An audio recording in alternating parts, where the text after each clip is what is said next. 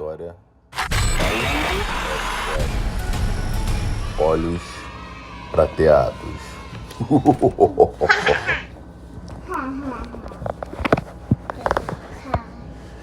Capítulo 1. Ele está me vendo. Charlie se ajoelhou no chão. Estava espremido em uma fileira de fliperamas e a parede, em cima de um emaranhado de fios e tomadas inúteis espalhadas. Havia sido encurralada. A única saída era passar pela coisa. Mas a menina nunca seria rápido bastante. Por entre as máquinas tinha vislumbres daquilo, andando de um lado para o outro. Não havia muito para onde ir, mas Charlie tentou engatinhar por trás. Quando seu pé ficou preso num fio, ela parou e se contorceu com cuidado para soltá-lo. Ouviu um estrondo de metal e a máquina mais distante tombou em sua direção. A coisa atacou outra vez, estilhaçando a tela, e depois se dirigiu à máquina ao lado e foi golpeando uma por uma em um movimento quase ritmado, destruindo tudo e se aproximando cada vez mais do esconderijo de Charlie. Tenho que sair daqui, de qualquer jeito. O pensamento desesperado era inútil, não havia saída. O braço de Charlie doía. Sua vontade era gritar. O curativo estava ensopado de sangue e a menina tinha a sensação de que estava se esvaindo, ficando seca. O fliperama, a alguns centímetros do seu esconderijo, bateu na parede e ela se encolheu. A coisa estava chegando mais perto. Charlie ouvia o ranger das engrenagens e os cliques dos mecanismos cada vez mais altos. Mesmo de olhos fechados, via a maneira como aquilo olhava para ela. Podia visualizar a pelagem suja, embaraçada e o metal exposto por debaixo da carne sintética. De repente, a máquina à sua frente foi atirada para longe como se fosse um mero brinquedo. Os fios e cabos embaixo de Charlie foram puxados com força. Ela escorregou, quase sendo derrubada. Recuperou o equilíbrio e olhou para cima, a tempo de ver o golpe do gancho. É o Fox, não é possível. O Fox é. É. Agora vamos ver como tudo começou. Bem-vindo a Hurricane, Utah. Charlie abriu um sorriso amargo ao avistar o letreiro, continuou dirigindo. O mundo não parecia nem um pouco diferente daquilo ali do lado da placa, mas ela sentia um misto de ansiedade e nervosismo ao atravessar aquela fronteira. Não reconheceu nada no lugar, mas também não estava esperando reconhecer mesmo. Não ali, onde só havia estrada e áreas abertas, tão distante do centro. Ela se perguntou como estariam os outros, quem haviam se tornado. 10 anos antes, eram todos melhores amigos. E então, aquilo aconteceu. E tudo acabou. Pelo menos para Charlie. Não os via desde que tinha 7 anos. 7 anos, viu? Quantos anos você tem? 6. Vai fazer 7. Vai fazer 7? E você, quantos anos você tem? Eu tenho 4. Ah, você tem 4. Entendi. Ela se perguntou como estariam os outros. Quem haviam se tornado? 10 anos antes todos eram melhores amigos. Então aquilo aconteceu e tudo acabou, pelo menos para Charlie. Não os via desde que tinha 7 anos. Na infância, trocavam cartas o tempo todo, principalmente com Marla, que escrevia como falava, rápido e sem muita coerência. Você já escreveu alguma carta, algum de vocês? Eu já escrevi carta pra você, papai. Já escreveu carta? Papai, também. Quando eu te dei o dia dos pais, o Tutu colocou no canto e amassou. Tá. Que mentira. Essa, Tutu. Eu dei pra você. Mas com os anos passando e se distanciando, As cartas diminuindo e as conversas levaram àquela viagem tinham sido todas superficiais e repletas de pausas constrangedoras.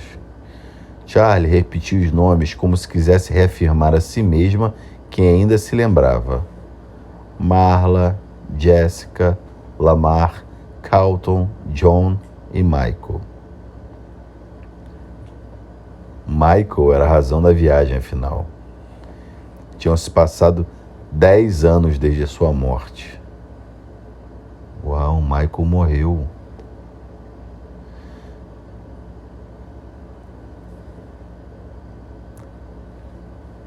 Tinham se passado 10 anos desde a sua morte. 10 anos desde o acontecimento, e os pais do menino queriam que todos se reunissem para a cerimônia em sua homenagem. Agora eu entendi. Eu acho que foi a criança chorona sendo mordida pela boca do Golden Fred. Então depois você me explica isso.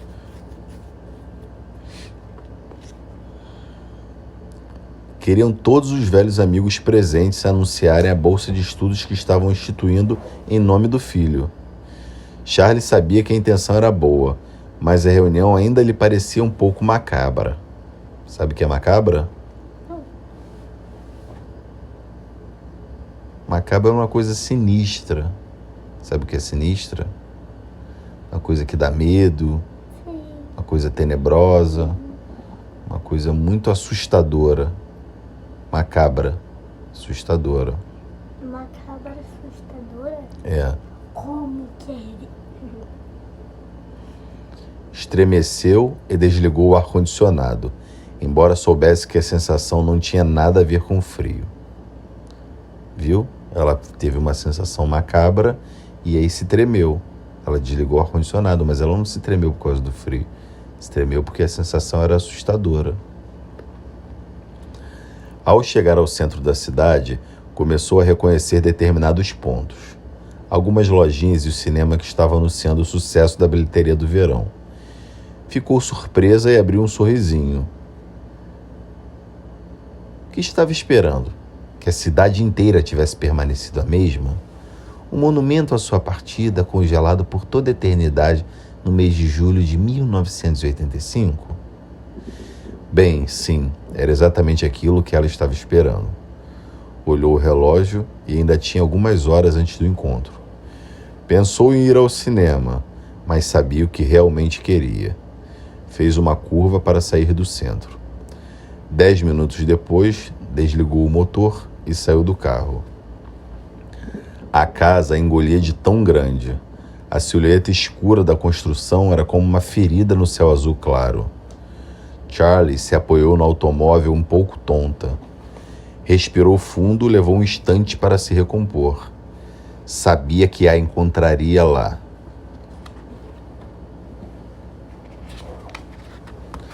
Uma bisbilhotada nos extratos bancários da tia alguns anos antes tinha revelado que a hipoteca fora paga e que a tia Jane continuava arcando com os custos dos impostos. Só fazia uma década. Não havia por que ter mudado nada na casa. Charlie subiu a escadinha devagar, observando a tinta descascada. O terceiro degrau ainda tinha uma tábua solta, e as roseiras haviam tomado conta da lateral da varanda, os espinhos cravados, famintos na madeira. A porta estava trancada, mas Charlie ainda carregava uma chave no cordão. Jamais chegara a usá-la. Quando a colocou na fechadura, se lembrou da vez que o pai pendurara aquela correntinha no seu pescoço. Caso você precise um dia. Bom, o dia havia chegado. A porta se abriu com facilidade e Charlie olhou ao redor. Não lembrava muita coisa dos primeiros anos ali. Era um bebê na época. E aquelas memórias haviam se dissipado na névoa de luto e perda de uma criança. Junto com a incapacidade de compreender por que a mãe tivera que ir embora e a necessidade de se agarrar ao pai por causa disso, desconfiando de tudo que não o incluísse, e só conseguindo se sentir confortável com sua presença, ou afundada em suas camisas de flanela com seu cheiro de graxa e mental quente. A escada se estendia à sua frente, mas, em vez de subir, ela foi para a sala de estar, onde toda a mobília continuava no mesmo lugar. Nunca percebera quando criança, mas a casa era um pouco grande demais para os móveis que tinha. As coisas eram posicionadas distantes uma das outras para preencher o espaço.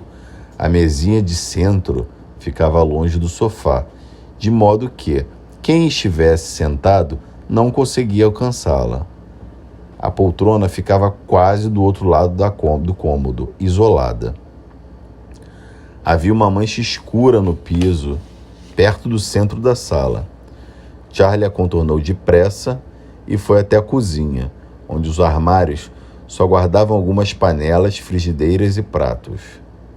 Nunca sentira falta de nada na infância, mas aquele momento lhe parecia que a enormidade desnecessária da casa era uma espécie de pedido de desculpas. Um homem que tinha sofrido tantas perdas tentando dar à filha tudo o que podia.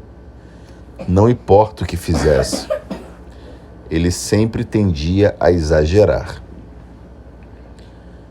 Na última vez em que ela estivera naquela casa, o lugar estava escuro e tudo lhe parecia errado. Foi carregada até o quarto no andar de cima, embora já tivesse 7 anos na época e pudesse chegar mais rápido se fosse andando. Tia Jane havia parado na varanda para pegá-la no colo e protegeu seu rosto, como se Charlie fosse um bebê sob o sol escaldante. No quarto, a tia a colocou no chão, fechou a porta e mandou que arrumasse a mala. Charlie então chorou, porque sua malinha tão pequena jamais daria conta de todos os seus pertences. Como é que é Charlie chorando? Faz aí.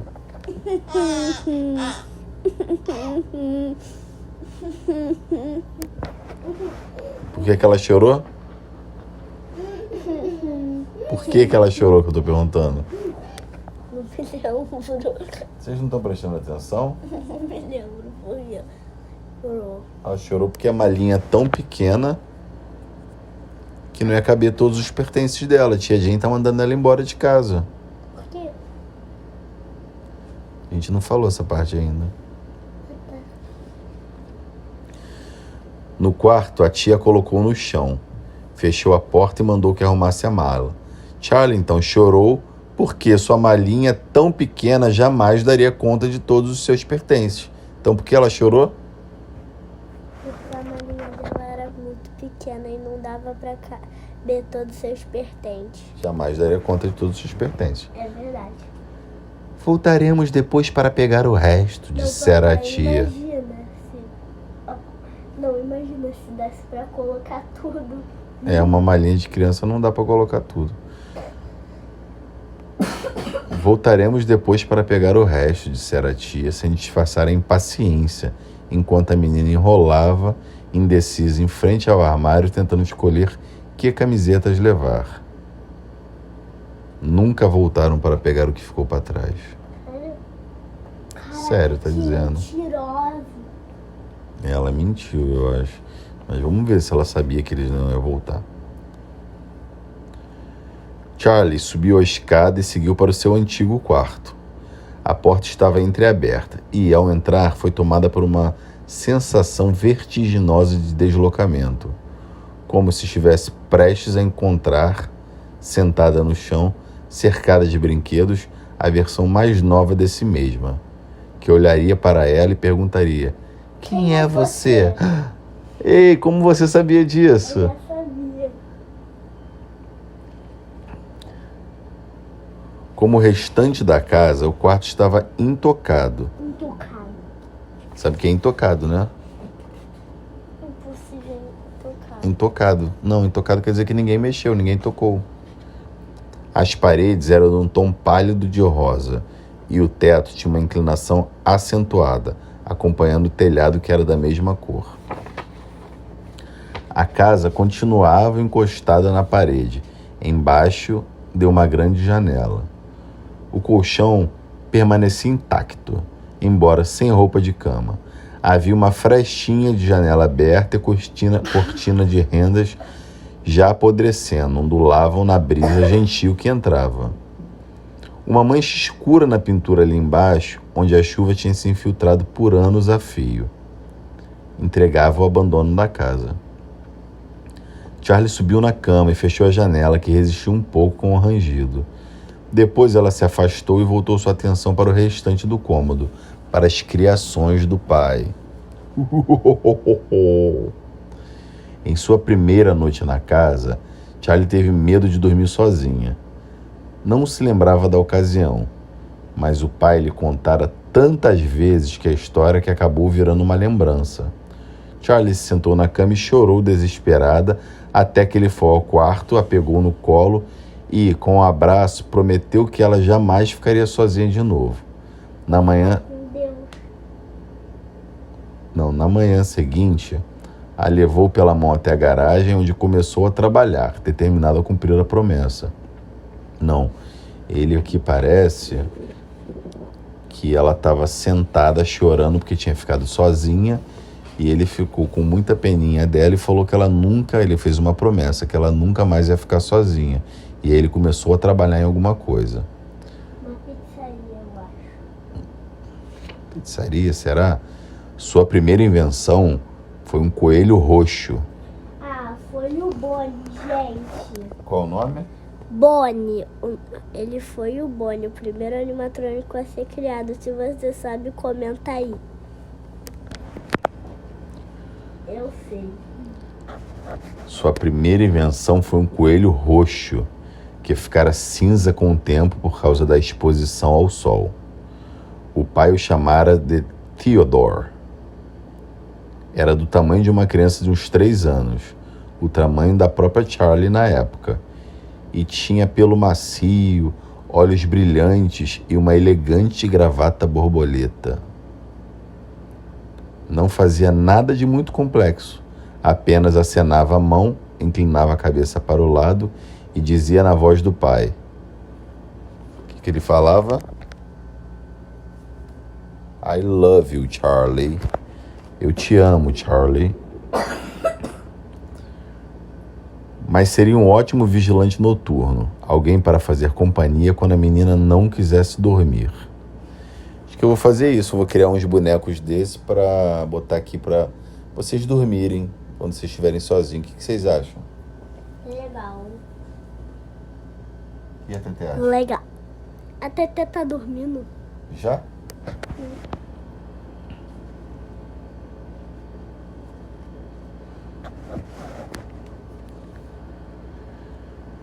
Tantos anos depois, ela encontrava Theodore ali, sentado na cadeira de vime, em um canto afastado do quarto. Charlie acenou para ele, que, desligado, não respondeu o gesto. Depois do coelho, os brinquedos foram ganhando mais complexidade. Alguns deram certo, outros não. Alguns pareciam ter falhas permanentes, enquanto outros simplesmente não atraíam a imaginação infantil de Charlie. Esses, ela sabia que o pai levava de volta à oficina para aproveitar algumas partes, embora ela não gostasse de vê-los sendo desmantelados. Mas os que ficavam, os que ela amava, estavam ainda ali, olhando para sua dona com grande expectativa. Sorrindo. Que expectativa? Expectativa é esperança, a gente está esperando alguma coisa, entendeu? Por exemplo, você vai fazer uma prova e você está com expectativa de tirar nota boa, porque você fez todos os deveres de casa. Entendeu? Acho que esse ar-condicionado está te deixando com tosse. Sorrindo, Charlie apertou um botão ao lado da cama. Com certa resistência, ele cedeu, mas nada aconteceu. Ela voltou a apertá-lo, dessa vez segurando mais tempo, e do outro lado do cômodo, com um ruído desgastado de metal, arranhando o metal, o unicórnio começou a se mover. Você tá indo onde? Eu vou no banheiro. Curta, compartilhe e ative o sininho de notificações para saber o resto da história.